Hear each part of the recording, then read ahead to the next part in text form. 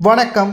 குடும்பத்துடன் சிறையில் அடைக்கப்படக்கூடிய அச்சத்தில் இருக்கும் திமுகவின் மாஜி அமைச்சர்கள் நண்பர்களே, இந்த வீடியோவிற்கு ஒரே ஒரு லைக் மற்றும் சப்ஸ்கிரைப் பண்ணிருங்க. கடந்த ஆட்சியில் செய்த முறைகேடுகள் ஒவ்வொன்றையும் விஜய் அவர்கள் அதிகாரப்பூர்வமான விசாரணை வளையத்தில் கூடுதல் இயக்குனர் மற்றும் லஞ்ச ஒழிப்புத்துறை இயக்குநராக நியமிக்கப்பட்ட அருண் ஐஏஎஸ் அதிகாரிகள் திமுகவின் ஒவ்வொரு மாஜி அமைச்சர்களது பழைய வழக்கை விசாரணைக்கு எடுத்துள்ளார். அவர்களது வீட்டிற்கு சம்மனும் அனுப்பியுள்ளார். KN நேரு, பொன்முடி, அதிமுகவின் முன்னாள் அமைச்சராக இருந்த வைத்திலிங்கம் இவர்களது பெயரும் தற்பொழுது முதற்கட்ட அறிக்கையில் இடம்பெற்றுள்ளது.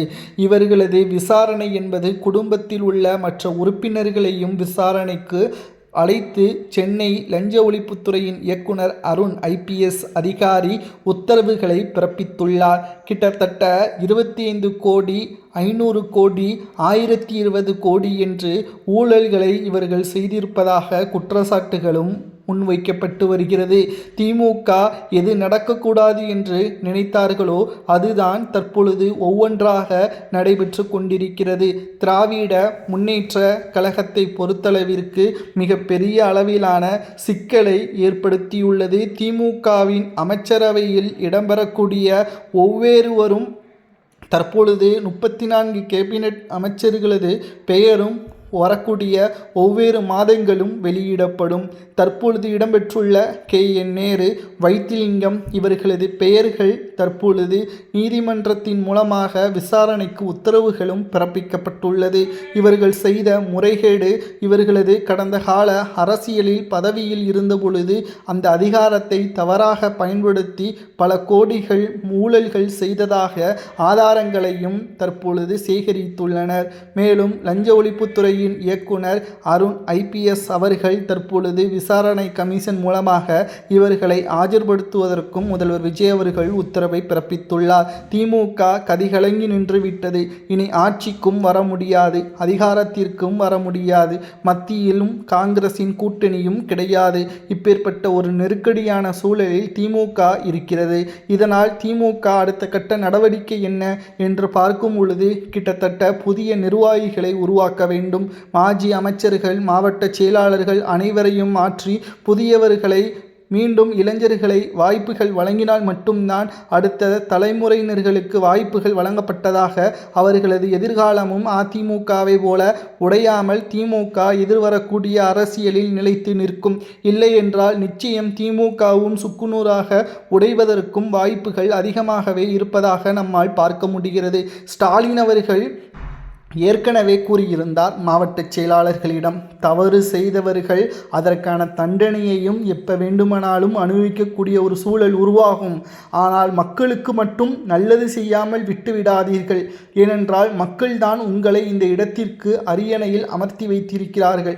கலைஞர் ஸ்டாலினுக்கு சொன்ன ஒரு முக்கியமான பாடமே எவ்வளவு ஊழல் செய்தாலும் மக்களுக்கு தேவையான அடிப்படை வசதிகளை செய்துவிட வேண்டும். இல்லை என்றால் மக்கள் நம்மளை தூக்கி எறிந்து விடுவார்கள் என்று பலமுறை ஸ்டாலினிடம் கலைஞர் எடுத்து கூறினாராம்.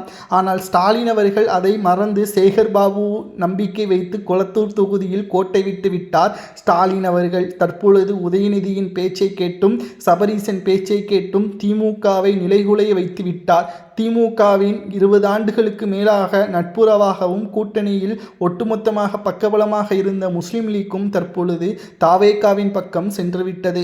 இடதுசாரிகளும் காங்கிரசும் பிசிகாவும் தற்பொழுது கூட்டணியில் இல்லை என்று தெரிந்தவுடன் ஸ்டாலின் அவர்கள் கடந்த 20 நாட்களாகவே உறக்கம் இல்லாமல் தான் இருக்கிறார். தற்பொழுது விசாரணை கமிஷன் அமைத்து ஒவ்வொரு மாஜி அமைச்சர்களையும் விசாரணை என்ற பெயரில் டெல்லிக்கு அழைத்து சென்றால் அடுத்தடுத்து நடக்கக்கூடிய நிகழ்வுகள் தாவேகாவின் ஆட்சியை கலைப்பதற்கு ஸ்டாலின் முயற்சி செய்ய மாட்டார். அவரது சொத்துக்களை பாதுகாப்பதற்குத்தான் முயற்சிகளை மேற்கொள்வார் என்ற தகவலையும் நம்மால் பார்க்க முடிகிறது. 2026 சட்டசபை தேர்தல் அரசியல் களத்தில் ஒரு திருப்புமுனையாக மாறும் என்ற தகவலையும் நம்மால் பார்க்க முடிந்தது. மேலும் நாம் ஏற்கனவே கூறினோம், திமுக தோல்வியை தான் தழுவும், எதிர்க்கட்சி அந்தஸ்தை கூட இழக்க நேரிடும் என்றும் தெரிவித்திருந்தோம். ஆனால் எதிர்க்கட்சியாக வந்துவிட்டது. ஆனால் இனி வரக்கூடிய அரசியல் காலகட்டத்தில் உள்ளாட்சி தேர்தலில் நிச்சயம் மேயர் பதவியை பெறுவது கடினம்தான் சென்னையில். அது மட்டுமல்ல, நெல்லை, மதுரை, கோவை போன்ற மேயர் பதவிகளையும் இழக்க திமுக நேரிடும் என்ற தகவலும் தற்பொழுது கிடைக்கப்பெற்றுள்ளது. அதற்கான அடுத்த கட்ட நடவடிக்கைகளை தான் முதல்வர் விஜய் அவர்கள் நிதி ஆயோக் கூட்டத்தின் பொழுது தங்களது தமிழ்நாட்டிற்கு தேவையான நிதிகளை உடனடியாக விடுவிக்க வேண்டும். மத்திய அரசை நாங்கள் எதிர்க்கவில்லை, தமிழ்நாட்டின் மக்களின் வளர்ச்சிக்காக நீங்கள் உதவி செய்ய வேண்டும். தமிழ்நாடு வளர்ந்தால் இந்தியா வளர்வது போல, இந்தியா வளர்ந்தால் தமிழ்நாடு வளர்வது போல என்ற ஒரு கோரிக்கையையும் முன்வைத்தார். இதனால் நிதி ஆயோக் கூட்டு துணைத் தலைவர் சுமன் ரெட்டி அவர்கள் விஜய் அவர்களது பேச்சை மிகவும் கவனமுடன் கவனித்து பாராட்டியுள்ளார் என்பதும் குறிப்பிடத்தக்கது. இப்பேற்பட்ட அரசியல் கட்ட அடுத்த கட்ட நடவடிக்கை விஜய் அவர்கள் செய்தியாளர்களை தான் சந்திக்காமல் இருக்கிறாரே தவிர அவரது கோரிக்கைகள், அவரது மக்களது எண்ணம் அனைத்தும் மக்களின் எதிர்காலத்தை கவனத்தில் கொண்டே அவர் செயல்படுகிறார் என்ற தகவலையும் நம்மால் பார்க்க முடிகிறது. முதல்வர் விஜய் அவர்களை பொறுத்தளவிற்கு மக்களின் எதிர்கால நம்பிக்கையாக இருக்கிறார். அடுத்த 25 ஆண்டுகள் விஜய் அவர்கள்தான் முதல்வர் என்ற தகவலையும் நம்மால் பார்க்க முடிகிறது.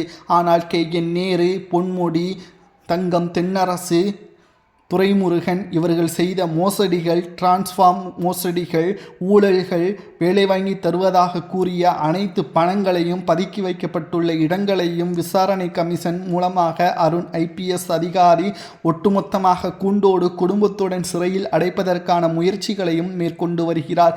இதனால் தான் ஸ்டாலின் அவர்கள் அதிர்ச்சியடைந்து என்ன செய்ய போகிறோம் என்று தெரியாமல் ஒவ்வொரு நாளும் திணறி வருகிறார். மேலும் திராவிட முன்னேற்ற கழகத்தை பொறுத்தளவிற்கு மிகப்பெரிய ஒரு சிக்கலை ஏற்படுத்தும் விதமாக அமைந்துவிட்டது. திராவிட முன்னேற்ற கழகத்தை நிச்சயம் மிகப்பெரிய அளவிலான ஒரு மாற்று அரசியலை திமுக வழிநடத்தாமல் திமுக குறுநில மன்னர்களாக ஒவ்வொரு மாவட்டங்களிலும் தங்களது சுயநலத்தை பயன்படுத்தி மக்களுக்கு தேவையான அடிப்படை வசதிகளை செய்ய தவறியதும் ஆட்சி மாற்றத்திற்கு அடித்தளமாக மாறிவிட்டது. ஸ்டாலின் அவர்களது தூக்கம் இல்லை, ஆனால் 5 ஆண்டுகள் மக்கள் நிம்மதியாக தூங்கவில்லை. அது ஸ்டாலினுக்கு தெரிந்திருந்தால் இப்பொழுது அவரே முதல்வராக இருந்திருப்பார். தற்பொழுது கூண்டோடு மாஜி அமைச்சர்கள் சிறையில் அடைப்பதை வேடிக்கைதான் பார்க்க முடியும். ஏனென்றால் மத்தியிலும் தேசிய கட்சியின் ஆதரவு ஸ்டாலினுக்கு கிடையாது. என்ன செய்வதென்று தெரியாமல் அதிர்ச்சியில் ஒவ்வொரு நாளும் இருக்கிறார் ஸ்டாலின் அவர்கள். திமுகவை பொறுத்தளவிற்கு மிகப்பெரிய ஒரு தவறு சபரீசனை நம்பியதுதான். கலைஞர் அன்றைக்கு கூறினார், உனது மருமகன் சபரீசனை நம்பாதே, அவரை கட்சிக்கு வெளியே மட்டும் வைத்துக்கொள், கட்சிக்குள் வைத்துவிடாதே என்று பலமுறை கூறினார். ஆனால் ஸ்டாலின் அவர்கள் கேட்கவில்லை. தற்பொழுது திமுகவின் நிலைமை பற்றி உங்களது கருத்துக்களையும், தவறு செய்தவர்கள், ஊழல் செய்தவர்கள் குடும்பத்தினர்களுக்கு என்ன தண்டனை கொடுக்கலாம், சத்துக்களை என்ன செய்யலாம் என்பதை கமெண்டில் கூறுங்கள் நண்பர்களே.